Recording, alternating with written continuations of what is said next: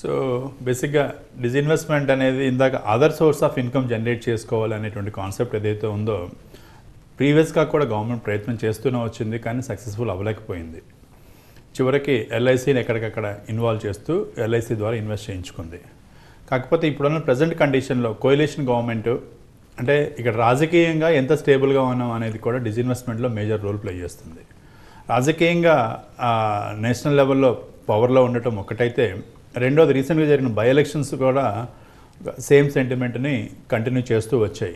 So government అంత యాక్టివ్గా disinvestment వైపుకి వెళ్ళేటువంటి ధైర్యం చేస్తుందని నేను అనుకోవటం లేదు. ఎందుకంటే రాబోయే ఎలక్షన్స్ మహారాష్ట్ర కానివ్వండి, జార్ఖండ్ ఉంది ఇప్పుడు, నెక్స్ట్ అలాగే హర్యానా, యూపీ. సో ఇవన్నీ కూడా గవర్నమెంట్కి అవసరం.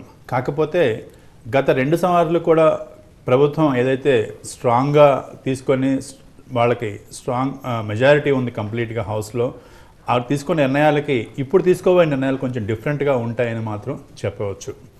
ఇప్పుడు ఎంతో కొంత ప్రజల్ని అప్పీల్ చేయకపోతే, అలాగే at the same time long term goals point of వ్యూలో కూడా, అంటే ఇక్కడ India is at the inflection point across, అంటే మన లోపల ఇంటర్నల్గా చూస్తున్నాం, కానీ గ్లోబల్గా కూడా మనం చూసినట్లయితే ప్రపంచ దేశాలు అన్నీ కూడా అదే స్టేజ్లో ఉన్నాయి. ఒకవైపు వెస్ట్రన్ కంట్రీస్లో ఇప్పుడు జరుగుతున్న యుద్ధాలు చూడండి, ఆ వార్స్ పరంగా అండ్ గ్రోత్ పరంగా అన్ని దేశాలకు ఒక స్టాగ్నెంట్ స్టేజ్లో ఉన్నప్పుడు, రెండో వైపు ఇన్నోవేషన్ అనేది ఒక next level of technology innovation అనేది జరుగుతూ వస్తుంది. సో దీన్ని ఎంతైతే మన రూట్స్లో తీసుకెళ్ళగలుగుతామో అనేటువంటిది కూడా ఈ లీడర్షిప్కి ఒక అగ్ని పరీక్ష లాంటిదే.